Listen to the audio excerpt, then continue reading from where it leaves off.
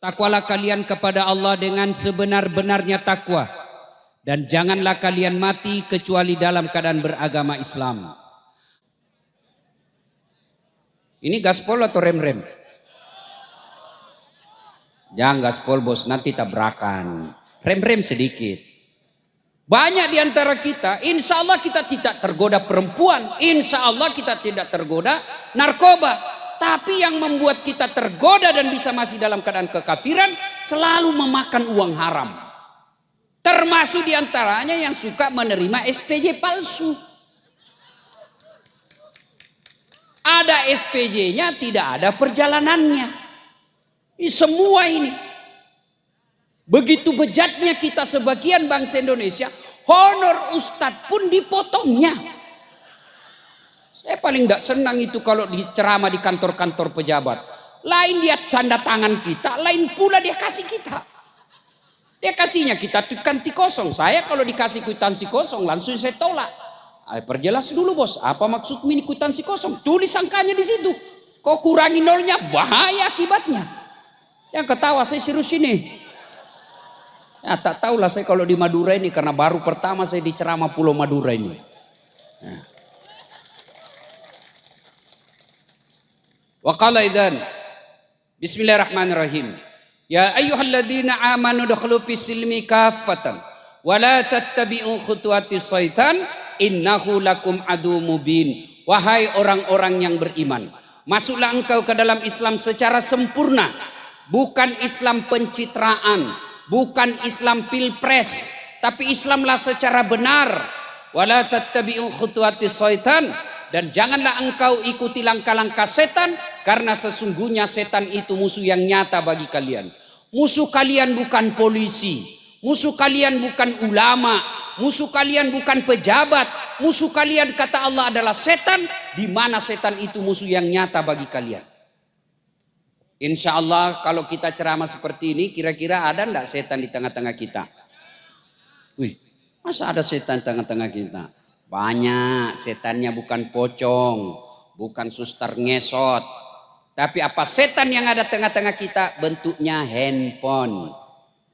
Apa ibu?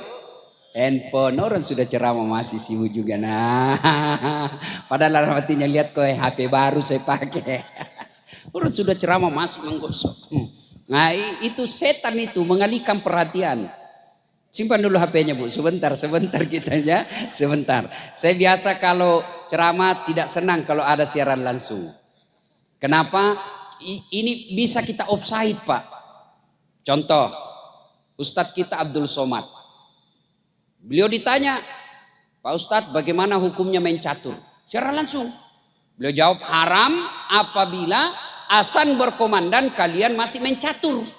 Haram, tapi dipotong itu azan. Akhirnya yang terdengar haram main catur. Marahlah pemain catur dari Sabang sampai Merauke. Saya juga ditanya, Ustadz Das'ad bagaimana hukumnya main catur? Haram. Betul Ustadz, haram. Kenapa bisa? Karena kau bunuh Perdana Menteri sama Raja. Yalah haram kalau kau membunuh Perdana Menteri. Maka simpan dulu handphone, simpan dulu handphonenya. Sebentar lagi kita ya. Malah di Sulawesi bu, saya lagi ceramah ada ibu-ibu lagi di belakangi saya. Lagi ceramah ibu, dia membelakang. Dalam hati saya barusannya ada orang saya ceramah, dia belakangi saya. Ternyata diambil handphonenya, selfie. Baru dia tulis di Facebooknya latar belakang Das'ad Latif. Saya dijadikan background. Kok kira saya pot bunga? Simpan dulu handphonenya. Malah selesai ceramah coba lihat ibu nanti. Selesai ceramah dikejar lagi kita tuh. Ustadz selfie dulu Ustadz. Selfie Ustadz. Ulangi Ustadz. Kabur Ustadz. Ulangi saya bilang dalam hati. Biar kau ulang 5 kali. Namun kamu yang kabur. Simpan dulu handphonenya bu ya. Bisa? Bisa? Wa qala idzan bismillahirrahmanirrahim. Innallaha wa malaikatahu yusalluna 'alan nabi. Ya ayyuhalladzina amanu sallu alaihi wa sallimu taslima. Sesungguhnya Allah dan para malaikatnya bersalawat kepada Rasulullah Muhammad sallallahu alaihi wasallam, maka wahai orang-orang yang beriman, bersalawatlah kalian kepada Rasulullah dengan sebaik-baik salawat. Suatu kali Nabi lagi duduk-duduk dengan malaikat Jibril. Tiba-tiba Nabi melihat ada malaikat 1 juta jari-jarinya. Bapak-bapak berapa jari-jarinya pak? Berapa? 10, cacat dong. Ada kaki. 20. Ini malaikat 1 juta jari-jarinya. Nabi kagum dan bertanya kepada Jibril, wahai malaikat Jibril, malaikat apa itu? Banyak betul jari-jarinya. Jibril menjawab, itu malaikat yang Allah tugaskan mencatat air ketika hujan. Lalu Nabi bertanya kepada Jibril, benar itu mampu dia catat? Ya silakan. Nabi tanya langsung, wahai malaikat, apa kau mampu mencatat air ketika hujan? Ya, ku catat yang jatuh di darat, ku catat yang jatuh di gunung, ku catat yang jatuh di laut. Semua aku catat, tak setetes pun yang tidak aku catat ya Muhammad. Kira-kira ada yang mampu mencatat air hujan, Pak? Ada? Kenapa? Kenapa tidak mampu mencatat air hujan? Ya biar banyak, kalau jatuhnya satu-satu bisa saya hitung. Tapi ini jatuhnya bareng-bareng, jumlahnya banyak dan laju. Mana bisa kita catat? Tapi malaikat ini katakan, saya mampu mencatatnya ya Muhammad. Satu yang tidak mampu aku catat. Apa itu? Ketika umatmu berkumpul di lapangan depan rumah jabatan Bupati Pamekasan. Lalu mereka bersalawat bareng-bareng di tempat itu. Saya tidak bisa mencatat betapa banyak pahala Allah turunkan di tempat itu. Maka ketika bapak-bapak tidak bisa memperbanyak amal dengan tahajud tadi malam. Ada yang tahajud tadi malam? Ada? Pencitraan. Ada yang mampu Senin Kamis tiap pekan tidak bisa memperbanyak amal dengan bangun masjid, tidak bisa memperbanyak amal dengan umroh tiap tahun, maka perbanyak amal dengan cara apa? Ketika berkumpul kita seperti ini, jangan lupa bersalawat bareng-bareng kepada Rasulullah Muhammad SAW, karena dengan salawat bareng seperti itu Allah turunkan betapa banyak kemuliaan di tempat itu. Maka saya mau ajak salawat, boleh? Boleh? Saya mau dengar ini orang-orang Madura yang ada di sini, mana lebih kencang suara ibu-ibunya daripada bapak-bapaknya? Bisa? Bisa ibu? Oke, kita dengar dulu, kita tanding mana lebih kencang. Ibu-ibunya dulu, bapak-bapak diam. Oke? Nah, ibu-ibu dulu, ayo ikut ibu. Ayo, insya Allah, Allah mencintai kita dengan bersalawat kepada Rasulullah. Jangan malu-malu, keluarkan hati, keluarkan suara untuk menyebut kekasih kita. Salatullah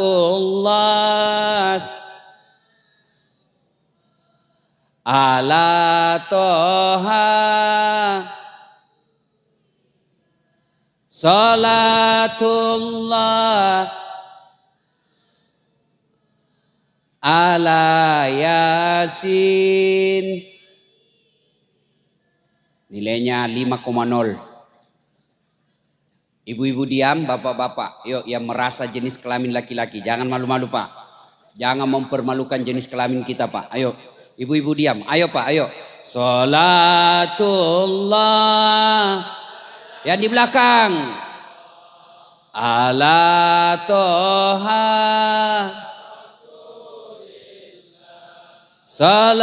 Salatullah, salamullah ala Yasin. 7,5. Alhamdulillah. Ibu bapak, saudara-saudara sekalian teristimewa yang mengundang kita malam hari ini. Bapak Bupati dan Wakil Bupati beserta istri dan Forkopimda yang insya Allah dimuliakan dan dirahmati oleh Allah Subhanahu Wa Taala. Teristimewa yang kita muliakan, tuan-tuan guru, alim ulama yang insya Allah membawa keberkahan di tempat ini. Kalau tidak ada maulid seperti ini, nanti anak-anak muda kita milenial, mereka tidak tahu sejarahnya Nabi. Mereka lebih tahu penciptanya Facebook daripada junjungan kita Rasulullah Muhammad SAW. Maka ini tujuannya maulid. Dari Sabang sampai Merauke ke Eropa. Apa hikmahnya? Dengan hikmah maulid kita meneladani Nabi. So masalahnya bagaimana kita mau meneladani Nabi kalau sejarah Nabi kita tidak tahu? Dari sebaik lagu saya tahu Nabi lahir zaman jahiliyah. Di mana Nabi lahir? Kita tahu di Makkah. Di Madinah beliau hidup lama. Bapaknya siapa? Bahkan dalam kalimat tauhid, dalam sebait lagu itu ada dalam tauhid itu. Apa itu? Siapa Allah? Pencipta langit semesta. Itu lagu ibu-ibu dulu. Tidak sarjana. Bukan anggota DPR suaminya. Sekarang lagunya ibu-ibu apa? Lagu ibu-ibu sekarang. Yo ayo Yo ayo yo. Yo apa yo ayo. Beleng-beleng. Putar ke kiri no, putarlah ke kanan. Apa itu lagu beleng-beleng? Udah ketawa karena istri kita begitu toh. Katanya majelis taklim. Tiap bulan dengar pengajian, 4 kali dengar pengajian. Tapi kalau olahraga, bajunya sempit, roknya sempit. Di depan lah ibu-ibu. 1, 2, bapak-bapak di belakang. 3. Gimana dah hancur majelis taklim kita sekarang? Ya, itu lagu. Dari lagu sebenarnya kita bisa menceritakan sejarah Nabi. Itu lagu ibu saya dulu kepada saya. Lalu sekarang lagu anak saya kepada anak saya ajarkan lagu. Anak saya namanya Ece. Ece itu panggilan perempuan bagi anak Bugis. Nak, Ece, ini lagu. Hafal ini nak. Anak-anak Nabi ada 7 orang. 3 laki-laki, 4 perempuan. Pertama Qasim, Abdullah, Ibrahim, Zainab, Ruqayyah, Ummu Kalsum, Fatimah. Ibunya bernama Siti Aminah. Bapaknya bernama Abdullah.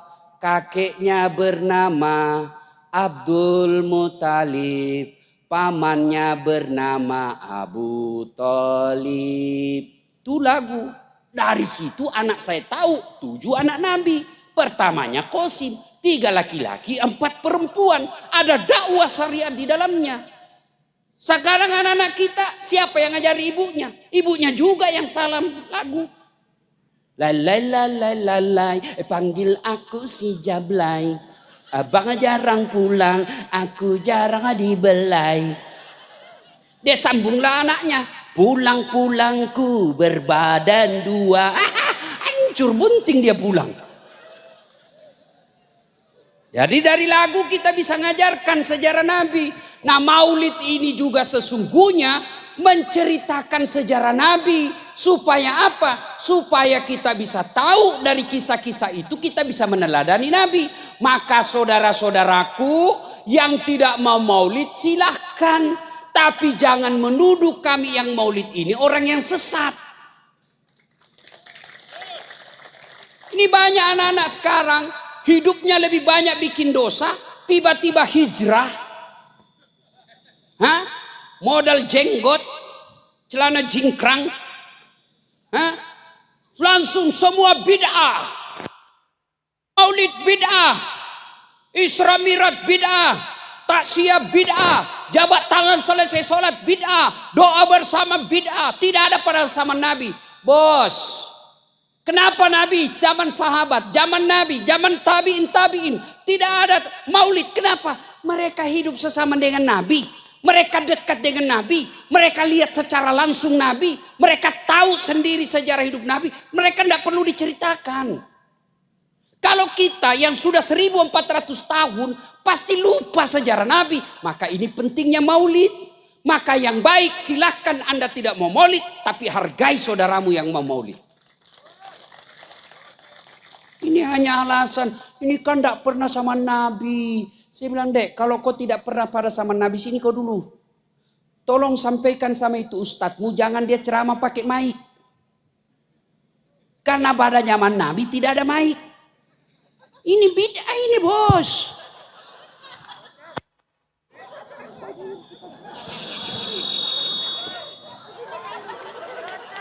Bid'ah ini bos. Itu soal mic yang berkaitan langsung dengan ibadah. Sini kau. Pernah tak Nabi bayar zakat pakai beras? Pernah Nabi pakai zakat pakai beras? Berarti Bapak harus pakai kurma sama gandum. Berarti orang yang bayar zakat rakyat Indonesia pakai beras itu bid'ah. Ayo, Nabi dari Madinah ke Mekah umroh zaman itu pakai apa? Pakai apa? Pakai onta. Maka datanglah sampean pergi umroh naik pesawat, itu bid'ah. Tidak ada pada zaman Nabi.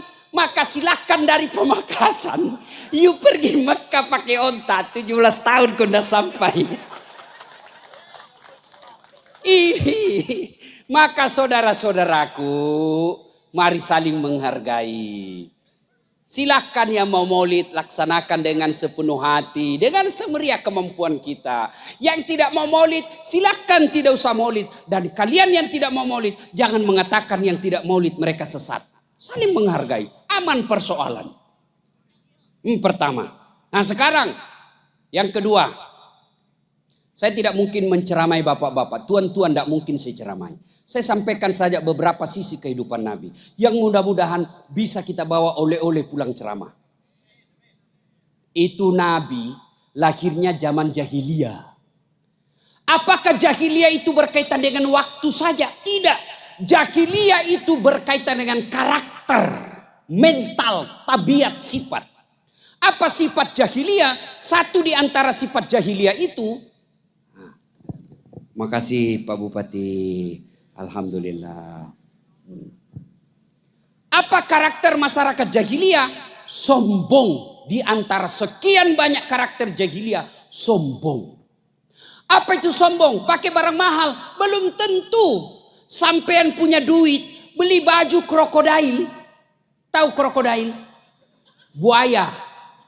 Cap buaya. Sampean punya duit, beli itu kalau ada. Supaya harga diri kita tidak dihina orang lain. Ibu-ibu punya berlian, pakai itu berlian supaya orang tidak remehkan kita. Silahkan. Tapi apa itu sombong? Kata Nabi dua karakter sombong. Menolak kebenaran, nganggap remeh orang lain. Bapak pakai cap buaya. Itu katanya kalau asli kepalanya menghadap ke dalam. Kalau palsu menghadap keluar jadi buaya darat. Ada buaya darat di sini? Ada? Tidak ada Pak. Tidak tahu nanti. Kata Ustadz Abdul Somad, buaya itu selama dia di laut, di air dia akan setia. Tapi jangan coba-coba dia ke darat, dia buaya darat. Nah, karakter orang sombong itu dua. Satu, nolak kebenaran, nganggap remeh orang lain. Pintar, baik. Cerdas, baik. Tapi merasa diri paling pintar, tidak baik. Benar baik. Tapi merasa diri paling benar, tidak baik. Kenapa? Sombong. Dan pintu masuknya sombong, kata Nabi ada 4. Satu, bertambahnya ilmu. Ini ulama bisa di dalamnya. Penceramah bisa di dalamnya. Setan itu ibarat pemain musik. Dia tahu gendang yang cocok untuk seseorang. Kalau orang ilmu, dia datangi dengan cara apa? Sombongnya merasa diri paling pintar. Jangan sombong gara-gara ilmu. Allah jelaskan dalam Al-Quran. Wa ma utitu minal ilm illa qalila. Saya tidak kasih kau ilmu kecuali sangat sedikit. Saya kalau ada orang sombong sekali, hebat, merasa diri benar. Sini dulu. Tolong kau terjemahkan saya artinya alif lam mim. Ada yang tahu artinya alif lam mim? Ada? Itu baru alif lam mim. Mana kau mau sombong? Kau sudah tidak tahu alif lam mim. Jangan sombong gara-gara ilmu. Allah marah, dia cabut kau punya ilmu. Pikun. Mana ada obatnya pikun sampai sekarang? Ada di Makassar. Banyak betul gelarnya Pak. Kalah-kalah gelar saya. Tapi sombong betul. Begitu mau pensiun, mulai pikun-pikun. Diprotes sama istrinya. Pak, biasanya kalau kau mau pergi mengajar, kau cium-cium jidatku. Ini sudah hampir 10 hari, kau tidak pernah lagi cium saya. Kata suami dalam hati, astagfirullah. Berarti siapa saya cium selama ini? Ternyata pembantunya dicium. Jangan sombong. Kalau Allah cabut, kau tidak bisa bedakan mana pembantu, mana istri. Jangan juga modus Pak, mantan-mantan sudah dengar begini besok masuk kamar pembantu. Didapat sama nanya, oh nak, saya kira ibumu nak. Apa yang kita mau sombongkan dengan ilmu itu? 2. Penyebab datangnya sombong kata Nabi. Bertambahnya pangkat jabatan. Anggota DPR mau sombong. Bapak jadi anggota DPR karena dipilih. Kalau tidak dipilih, wabillahi taufiq wal hidayah. Wassalam. Bupati mau sombong pret. 5 tahun aja bos. Kalau terpilih lagi ya 10. Kalau sudah 10 tahun biar bapak masih mau jadi bupati. Tidak bisa pak. Bapak 10 tahun sudah itu lepas. Mau lagi pasang lambang Garuda dibilangi orang gila. Apa yang kita mau sombongkan dengan bupati? Hah? Kepala dinas mau sombong. Bapak jadi kepala dinas karena disenang sama Pak Bupati. Biar Pak Bupati senang. Kalau istrinya Bupati tidak senang, wassalam. Ayo, apa yang mau sombongkan dengan jabatanmu? Yang ketawa, saya serius ini. Karena Ibu Bupati juga ini menentukan juga Pak. Biar Pak Bupati sudah teken datanya, ya jangan suka selingkuh ini. Nah, jangan, nah jalan. Yang ketiga, apa yang Bapak mau sombongkan? Kata Nabi, tambahnya apa? 1 tambah ilmu, 2 tambah jabatan, 3 tambah harta. Jangan sombong gara-gara harta. Belajar dari Palu, tsunami di Palu, belajar dari Aceh, tsunami di Aceh. Sekejap saja itu Palu kemarin, tidak sampai 10 menit, prak, rata, miskin. Apa yang kita mau sombongkan dengan harta? Oke lah, tetap punya mobil banyak, tetap punya rumah, tetap punya deposito, punya kebun tembakau yang puluhan hektar. Tapi kalau Allah marah, dia cabut kau punya nikmat. Apa? Duitmu banyak, tidak ada bisa kau makan. Dilarang makan nasi. Apa enaknya kalau dilarang makan nasi? Hah? Dilarang makan garam. Dilarang makan gula. Dilarang makan daging. Dilarang makan lemak. Semua dilarang. Apa aja bisa dia makan? Ubi rebus. Duit 7 miliar cuma ubi rebus dia bisa makan. Cilaka ngana. Apa? Duitnya betul, mobilnya harga 4 miliar pak. Mobil harga 4 miliar. Baru 10 menit dalam mobil stres. Hati-hati kanan kiri. Rem. Apa yang kita mau sombongkan? Kata Nabi yang keempat penyebab datangnya sombong. Bertambahnya ibadah. Yang tadinya malah sholat. Tiba-tiba hitam jidatnya gara-gara sholat. Dianggap remeh semua orang pak. Saya pun dimaki-maki di Facebook. Apa kau dasat cerita sunnah-sunnah kalau maulid kau tidak pelihara sunnah? Kenapa kau tuduh saya tidak pelihara sunnah? Dia bilang buktinya kau tidak pelihara jenggot. Ya mau di apa kalau tidak mau tumbuh? Gara-gara jenggot dia marah-marah sama saya. Masya Allah. Bos, adik-adik remaja. Hijrah itu bukan sekedar bicara Arab. Afwan. Jazakallah, kaifahalu, kullu nafsin saikatul maut. Bukan sekedar itu. Biar kalian ilmu tinggi, ibadah lengkap, tapi kau remehkan orang lain, bahkan kau rendahkan martabat sesamamu muslim, kau hina di hadapan Allah. Rasulullah mana pernah kita dengar meremehkan orang? Jadi orang sombong itu jahiliyah. Meskipun dia hidup di tahun 2020 dia sombong, karakter jahiliyah ada pada dirimu. Jadi jahiliyah itu bukan tahun sebelum Nabi lahir. Sekarang pun kalau kamu jahiliyah, sombong, nganggap remeh orang lain, nolak kebenaran, kalian masyarakat jahiliyah. Maka hadir agama menghilangkan kesombongan itu. Kata Allah dalam hadits qudsi, ada 3 temannya setan.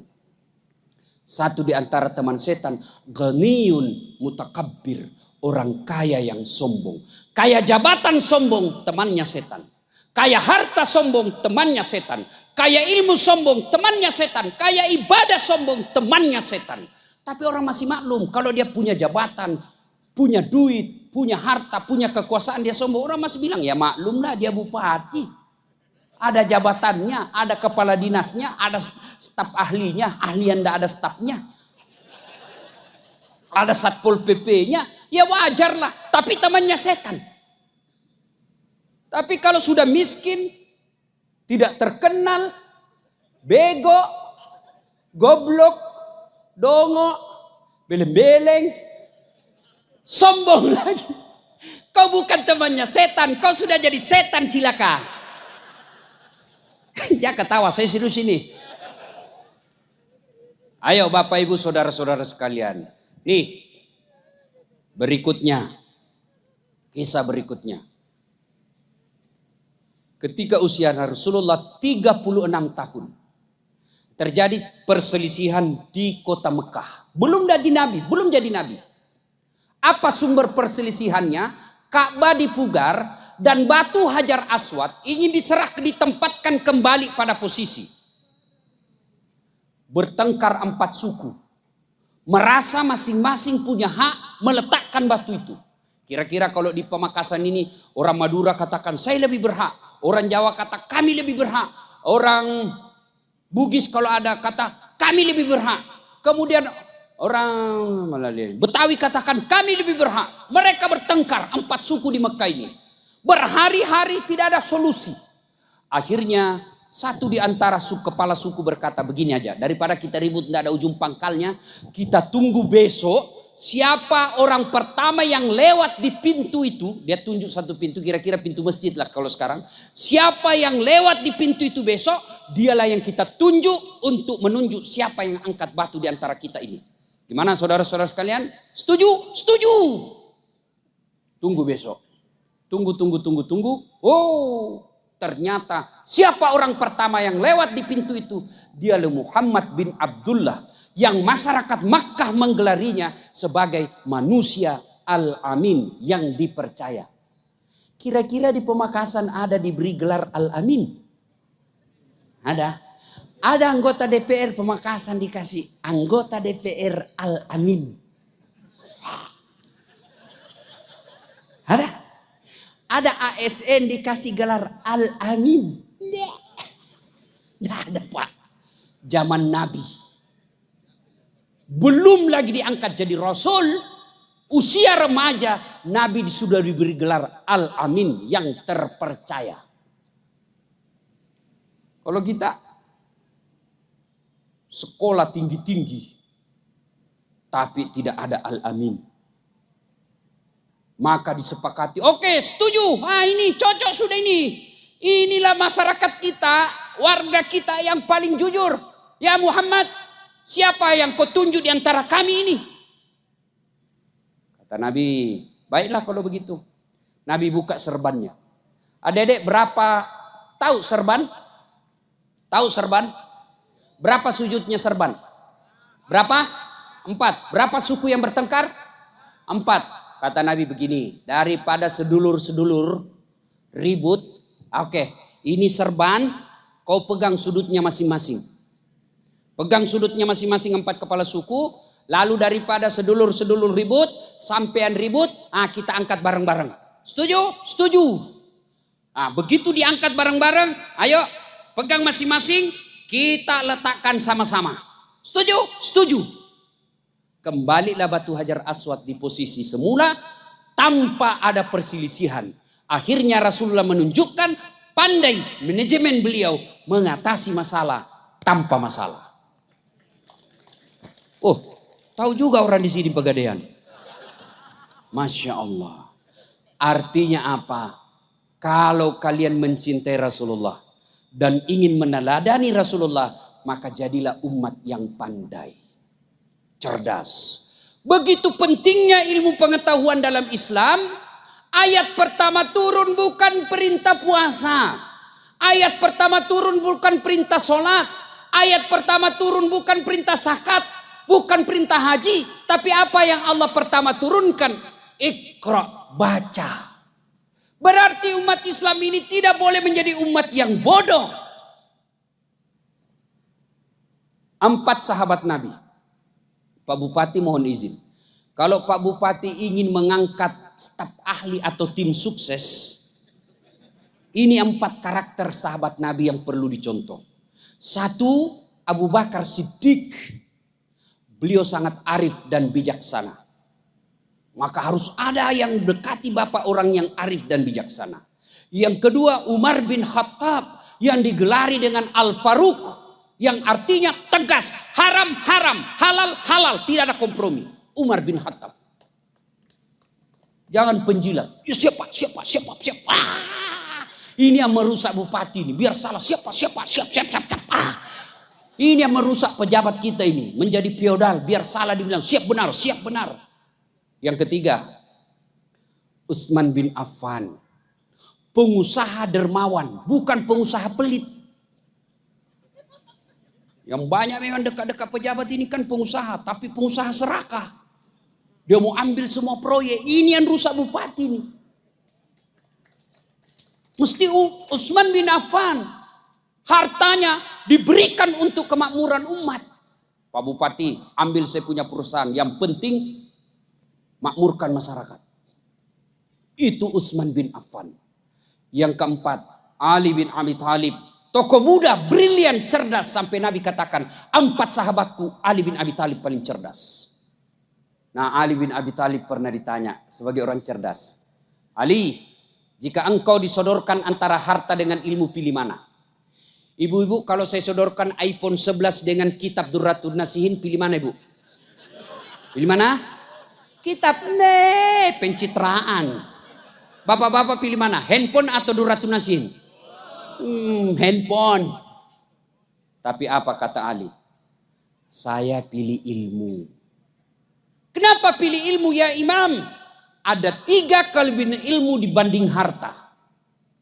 1, harta setengah mati kau jaga, ilmu dia yang jaga kamu.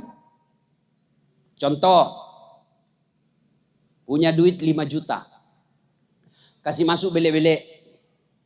Bele-bele itu di Makassar, arti bele-bele itu kalau di sini kaleng. Kaleng-kaleng. Bukan otaknya kaleng-kaleng. Kaleng. Sudah itu masukin duit. Kaleng itu digembok. Sudah? Sudah gembok. Kaleng ini dimasukin lemari. Gembok lagi lemari. Sudah berapa gemboknya? 2. Keluar kamar, gembok lagi kamar. Berapa gemboknya? 3. Keluar rumah, gembok lagi pintu rumah. Berapa gemboknya? Keluar pagar, gembok lagi pagarnya. Berapa gemboknya? 5. Sampai kantor bupati hilang kuncinya. Setengah mati kita jaga itu harta, Pak. Tapi ilmu dia yang jaga kita. Mana buktinya? Pak Bupati. Ada Satpol PP yang jaga. Polisi setengah. Ini kan Satpol PP ini kan polisi setengah. Tidak ada tembaknya. Biasa juga ada tembaknya. Tempatnya saja. Pandai ada pistolnya. Ya toh? Iya toh?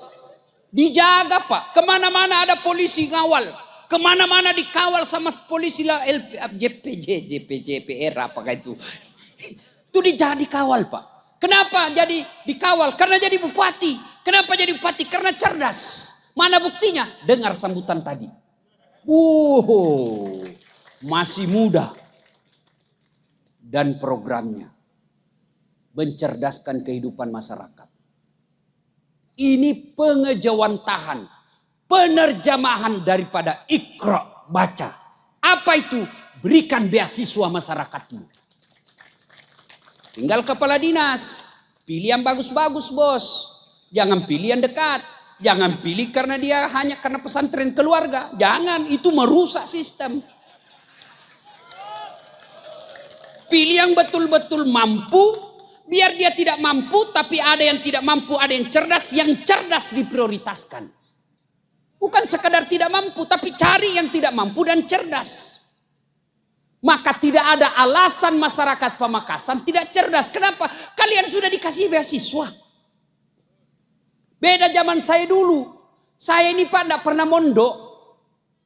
Tamat SD saya pernah bertengkar bapak saya sampai saya menangis di hadapan Allah. Ya Allah, kenapa bapakku miskin? Saya mau pondok, saya bukan mau beli sepeda.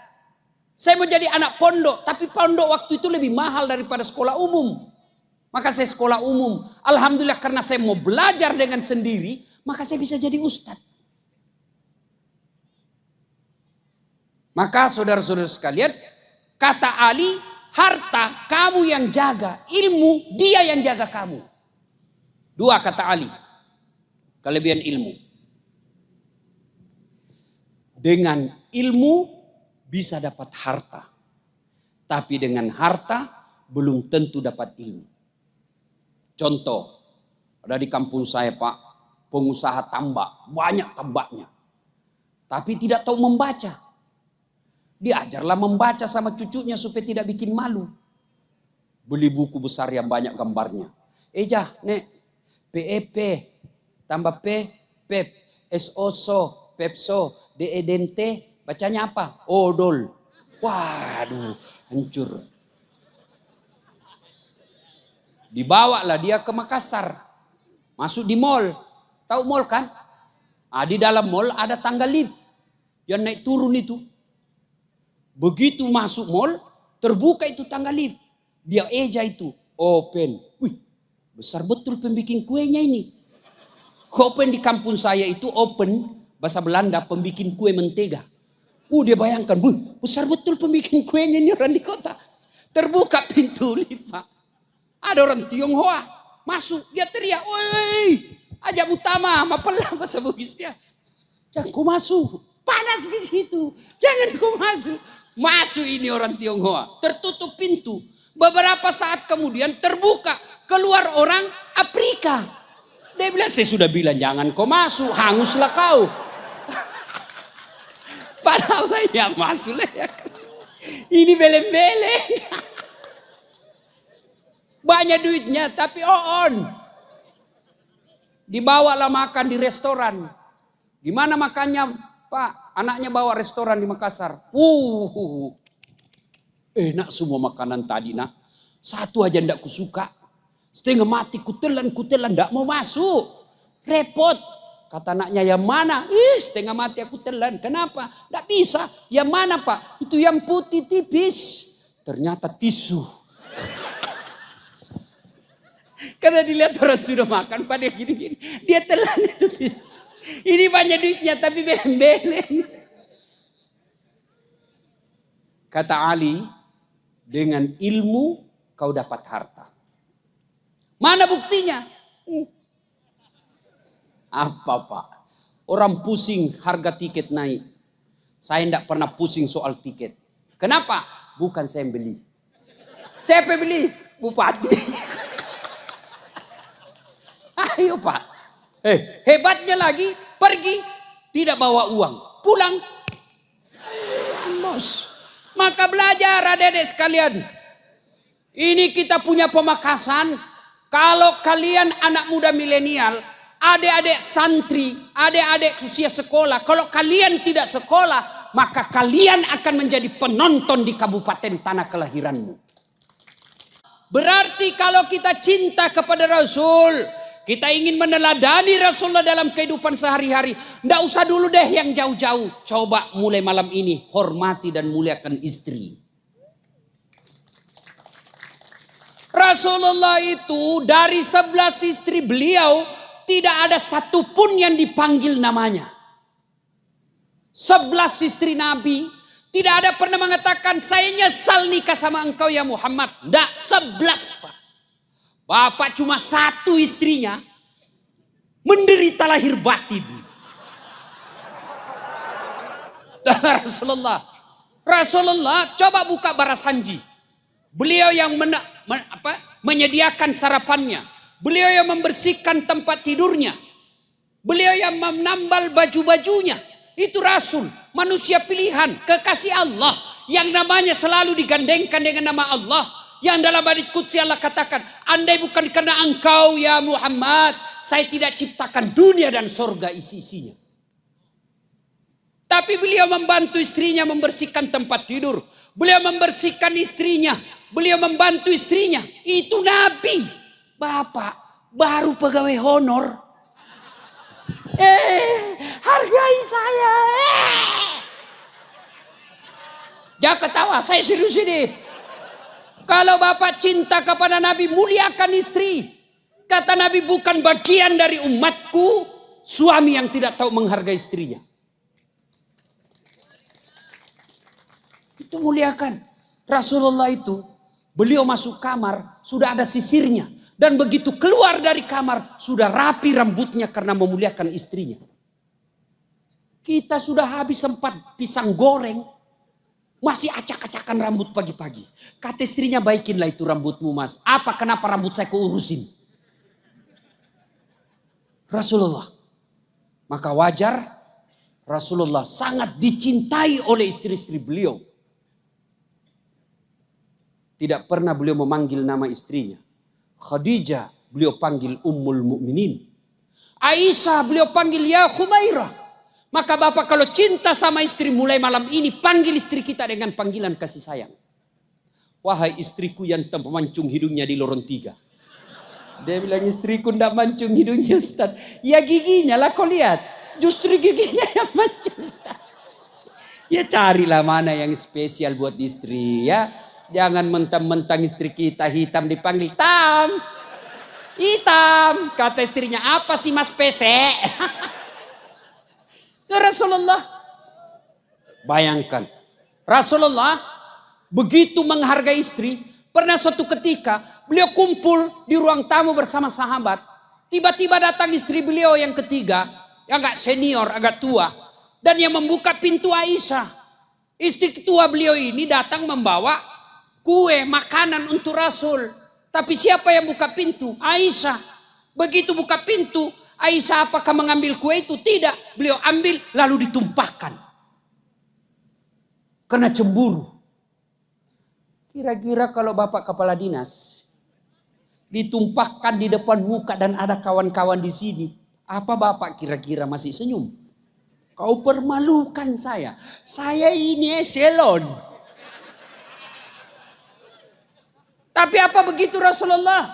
Rasulullah tidak meresponnya dengan emosi. Rasulullah tidak meresponnya dengan harga diri beliau. Apa beliau katakan kepada sahabatnya? Kau lihat itu ibumu lagi cemburu. Cobalah amalkan bagaimana Rasulullah sangat memuliakan istrinya. Ini kita, istri yang hamilkan anak kita, istri yang melahirkan anak kita, istri yang menyusui anak kita, istri yang mendidik anak kita. Kita ambil dari rahim ibunya, kita ambil dari orang tuanya, lalu sampai di rumah kita maki-maki dan kadang-kala kita hina. Wajar, 30 tahun cari nafkah tidak bisa lepas dari kredit. Kenapa Bapak tidak mampu memuliakan orang yang mendampingi hidup kita? Muliakan istri. Tak mungkin ada kebahagiaan, kemuliaan rezeki kalau kita menghina istri. Insya Allah, saya bela ibu malam ini. Ya? Tapi ibu juga harus seperti Khadijah. Mau punya suami seperti Nabi? Mau dong Ustadz. Tapi ibu juga harus punya sifat seperti istri Nabi. Bagaimana istri Nabi? Coba lihat Khadijah. 3 hari 3 malam. Tidak pulang-pulang Nabi. Karena ada di Gua Gua Hira. Terima wahyu. Pulang kedinginan. Beliau kedinginan pulang. 3 hari 3 malam tidak pulang. Begitu pulang kedinginan.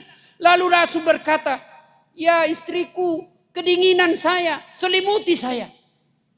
Kira-kira ibu-ibu, 3 hari 3 malam tidak ada kabar dari suami. Di WhatsApp di reject. Di telepon dimatikan. Tiba-tiba pulang kedinginan, selimuti saya ibu. Kira-kira ibu selimuti? Hah? Ibu interogasi. Dari mana kamu? Nah, artinya apa? Kalau ibu mau punya kekasih suami seperti Rasulullah, maka punyalah sifat sangka baik. Ini berapa banyak rumah tangga berantakan karena istri selalu sangka buruk. Telepon suaminya tidak jawab, mulai sangka buruk. Pasti nih, gara-gara Rioni ketemu lagi ini. Sangka baik, telepon tidak dijawab jam 8 pagi. Oh, berarti suamiku lagi sholat duha. 1 jam kemudian telepon belum dijawab. Oh, berarti lagi rapat dengan Pak Bupati. Jam 12 telepon belum dijawab. Oh, lagi sholat jamaah di masjid bapak ini. Tiba-tiba sore masuk WhatsApp. Saya lihat suamimu, bonceng cewek, cantik betul. Oh, berarti suami saya lagi nge-grab. Enak perasaan. Tidak ada bahagianya orang yang selalu sangka buruk. Sangka baik. Sangka baik. Berapa banyak rumah tangga berantakan gara-gara motivasi sangka buruk. Yang dia sangkakan belum tentu terjadi. Sangka baik aja. Nggak usah terima, nggak usah diperiksa terus itu handphone. Pulang diperiksa terus. Kayak kita tahanan kota saja. Baru 10 menit keluar ditelepon. Di mana kau Pak? Di mana kau? Saya di kantor ya nih, Budi dengar semua orang. Di mana kau? Di kantor. Coba video call. Ada begitu di sini? Ada? Ada takut sama istrinya di sini? Ada? Berhenti kau jadi laki-laki kalau takut sama istrimu. Tapi kalau dia ngamuk Ustaz, dia pecahkan piring, tidak ada masalah. Kalau dia pecahkan satu lusin. Dia pecahkan gelas, pecahkan semua satu tempat piring. Kenapa? Piring boleh dibeli, gelas boleh dibeli. Harga diri sebagai suami tidak boleh diinjak-injak istri. Takbir. Itulah tadi yang takut sama istrinya. Ibu juga jangan kasihan seperti tahanan itu suami. Bapak, ibu pikir itu gampang jadi suami? Coba lihat nih kasihan ini. Coba lihat muka-muka suami kita ini, kasihan ya Pak. Setengah mati cari duit supaya ibu bisa pakai emas. Supaya pulang kampung pakai baju baru dihargai keluarga. Itu si suami kita. Dia pikir bagaimana supaya ibu bisa dibelikan AC di kamar. Tuh. Kasihan, maka jangan dijadikan tahanan kota. Pulang diperiksa semua handphone. Gimana kita punya harga diri? Saya serius ini Bu. Kalau ibu mau, kata Nabi, ibu mau punya suami setia hingga akhir, 3 aja rumusnya Bu. Pegang ini baik-baik. 1, kata Nabi, buat matanya senang. Gimana caranya maksudnya Ustaz? Terjemahannya, jadilah wanita yang cantik di depan suami. Kalau suami senang baju merah, pakai terus baju merah. Dari Sabang sampai Merauke tugas baju merah aja harus dipakai. Kalau suami senang model rambut polwan, seperti rambut polwan. Saya tidak senang Ustaz, bukan soal ibu senang atau tidak. Yang soal ibu adalah suami saya senang. Sebaik-baik penampilan seorang istri adalah ketika ada suaminya di rumah. Makan kita tidak Pak. Baru pulang daster tinggi sebelah. Pakai bedak yang terbuat dari beras. Penuh semua ini. Dikasih mentimun matanya. Tidur ngorok angkat ketek. Bagaimana kita tidak cepat sakaratil maut? Coba. Mulai besok ibu coba pakailah. Ibu-ibu besok ini. Ibu besok kalau perlu mau pulang suaminya pakai baju renang. Coba itu. Itu resep Nabi. Buat matanya senang. Yang kedua kata Nabi. Buat perutnya terisi. Kenyang. Maka masaklah masakan kesenangan suami. Sekali-kali telepon suami kalau tidak bisa tiap minggu. Sekali sebulan. Terima gajinya, terima honornya. WhatsApp suami kita. Pak jangan lupa. Jangan makan di luar hari ini. Hari ini semasak spesial buat Bapak. Senangkan kita sebagai suami. Langsung dikasih lihat semua teman di warung kopi. Kau lihat ini. Istri soleha. Ini makanan suami istri saya. Luar biasa. Bu, pernah WhatsApp suaminya begitu? Bapak pernah menerima WhatsApp, jangan makan hari ini di luar Pak, pernah.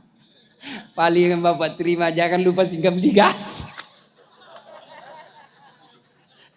Disuruh singgah beli gas, padahal pangkatnya kapten.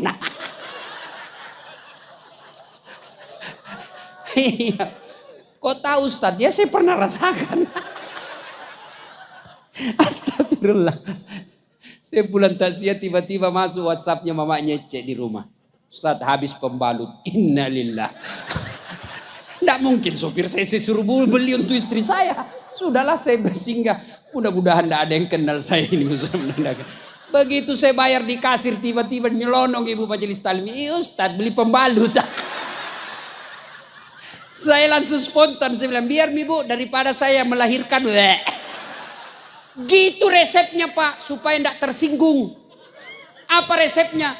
Jangan bayangkan harga diri, pakai ilmunya Umar bin Khattab. Umar bin Khattab itu perkasa jantan. Setan iblis saja minggir kalau ketemu Umar bin Khattab. Itu Umar. Suatu ketika ada sahabat ingin melaporkan istrinya. Kenapa? Istri sahabat ini suka ngomel. Mudah-mudahan dipanggil Umar untuk dinasehatin. Ke rumahnya Umar. Begitu dekat dengan rumah Umar, dilihatnya Umar juga dimarahi sama istrinya. Balik, bupati aja dimarahi, pulang dia. Besok ketemu, ya Amirul Mukminin, saya lihat Anda kemarin ngomel sama istri, diam-diam aja malah senyum. Dengar jawaban, dengar sedulur-sedulur. Dengar jawaban Umar. Begitulah cara saya berterima kasih kepada istriku yang telah hamil, melahirkan dan menyusui anak saya. Coba. Ibu-ibu masih ingat waktu hamil? Ada ndak enaknya ibu hamil? Ndak ada enaknya. Jalan aja setengah mati. Mana ada ibu hamil langsung duduk aja. Enggak, dia pelan-pelan dulu. Duduknya pakai standar samping.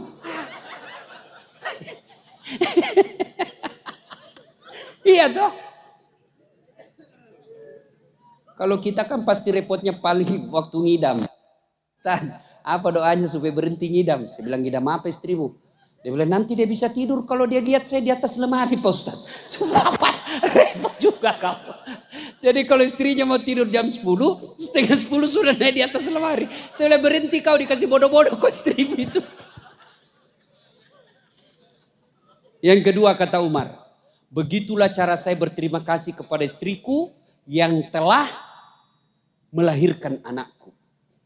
Masih ingat waktu melahirkan ibu? Masih? Ada enggak ibu-ibu melahirkan senyum? Ibu, mentang-mentang istri bupati melahirkan, keluar kona. Tidak, setengah mati juga dia.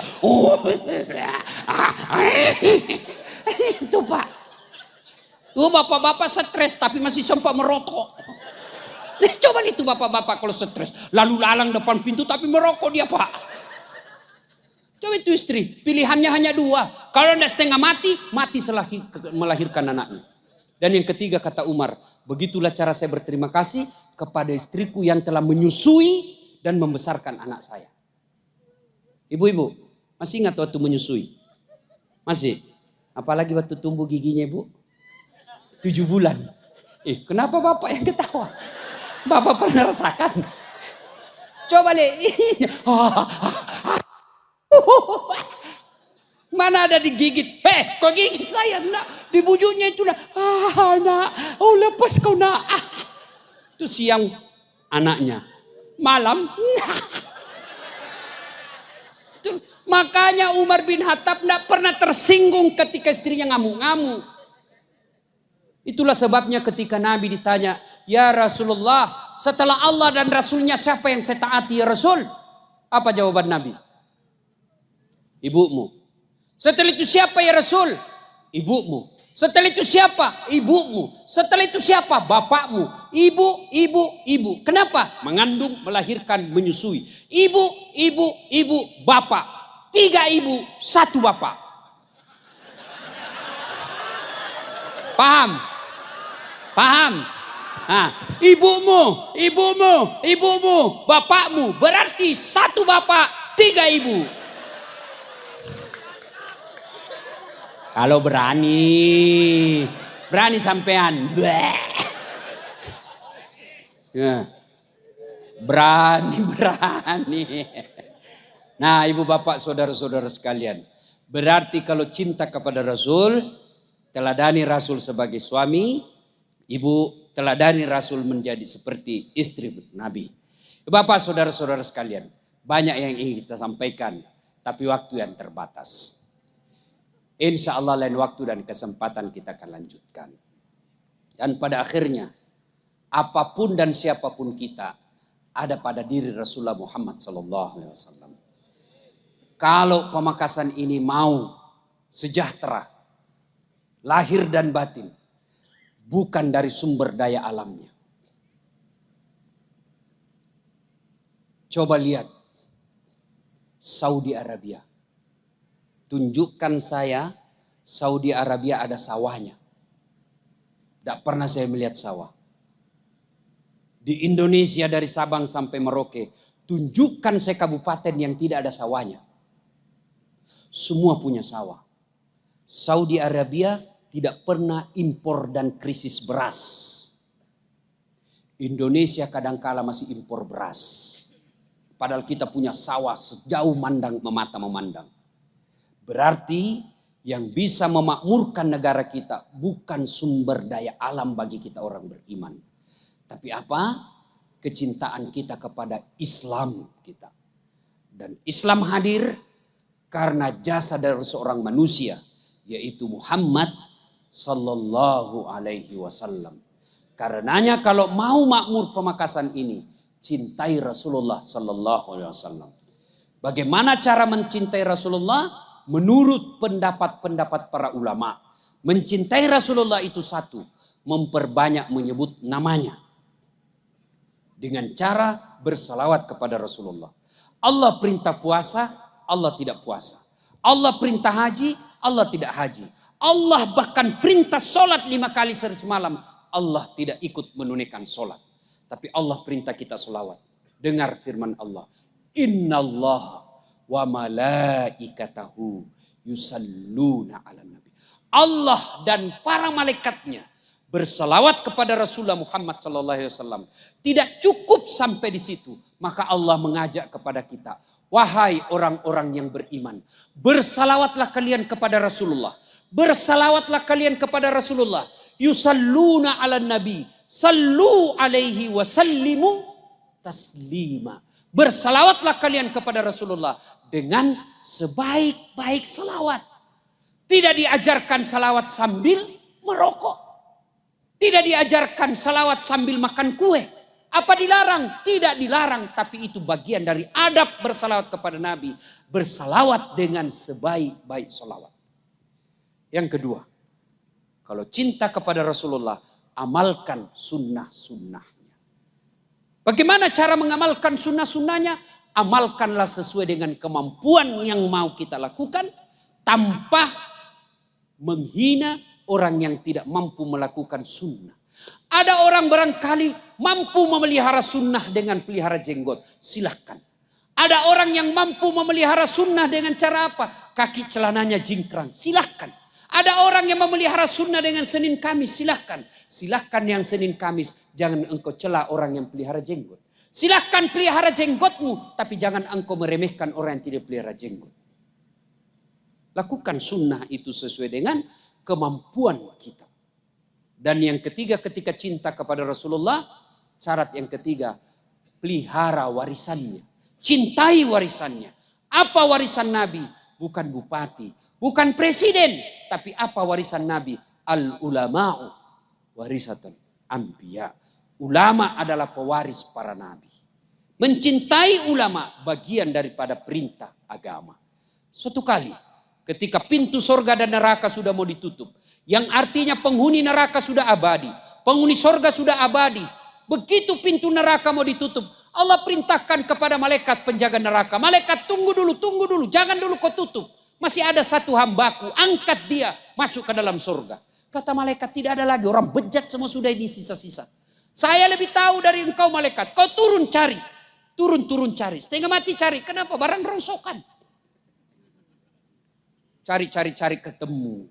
Diangkat, ada cahaya dalam dirinya. Apa yang pernah kau lakukan sehingga engkau batal abadi dalam neraka dan engkau diangkat masuk surga? Tidak ada, aku ingat dulu, pasti ada. Tidak ada, pasti ada. Oh ingat, punya ingat. Oh saya ingat ya malaikat. Apa? Saya pernah bersahabat dengan sahabatnya ulama. Belum lagi ulamanya langsung. Bersahabat dengan sahabatnya ulama. Maka Allah mengangkatnya masuk ke dalam surga. Itulah sebabnya tidak heran masyarakat Madura sangat memuliakan ulama karena percaya akan hadis ini. Ketika staf Pak Bupati menghubungi saya untuk datang ceramah di kabupaten ini, langsung saya menggeser acara saya dan saya katakan insya Allah saya akan datang. Karena Madura ini kita kenal masyarakatnya, suku yang sangat mencintai ulama. Tetapi tidak cukup dengan cinta semata, tapi tunjukkan akhlak mulia. Dengan cara apa? Saling menghormati, saling memuliakan ketika terjadi perbedaan pendapat di antara ulama kita. Demikian, mudah-mudahan ada manfaat. Dan akhirnya Allah Subhanahu wa taala berfirman, Laqad kana lakum fi Rasulillahi uswatun hasanah. Sungguh pada diri Rasulullah Muhammad SAW terdapat contoh teladan yang sangat baik. Apapun dan siapapun kita, mari mencontoh Rasulullah dalam kehidupan sehari-hari. Kita bersyukur kepada Allah Subhanahu wa taala, pemakasan ini pemimpin kita, bupati kita yang diberikan amanah oleh rakyat untuk memimpin 5 tahun ini adalah keturunan para ulama. Karenanya tidak ada alasan untuk tidak taat kepada pemerintah kita yang apabila dalam keputusan-keputusannya itu mendekatkan kita kepada Allah Subhanahu wa taala. Saya yakin di bawah kepemimpinan bupati dan wakil bupati yang muda, bukan cuma muda tapi cerdas. Bukan cuma cerdas tapi insya Allah cinta kepada ulama, cinta kepada agama. Karenanya kita berharap dan berdoa kepada Allah, mudah-mudahan pemimpin kita ditunjukkan yang hak adalah hak, berikan kemampuan melaksanakannya, dan ditunjukkan yang batil adalah batil, diberikan kesanggupan untuk memerangi kebatilan itu. Demikian, mudah-mudahan ada manfaat. Sebelum saya akhiri, saya ingin berpantun. Pantunnya begini. Lebat batang padi cerami, padi dipanen di pagi hari. Niat hati berpoligami, apa daya takut istri. Balasan pantun itu. Burung kenari terbang tinggi, mencari makan di pagi hari. Bukan kami takut istri, cuma istri lebih berani. Demikian, mudah-mudahan ada manfaat. Lebih dan kurangnya mohon dimaafkan. Nun wal kalami misturun billahi fi sabilil haq. Assalamualaikum warahmatullahi wabarakatuh.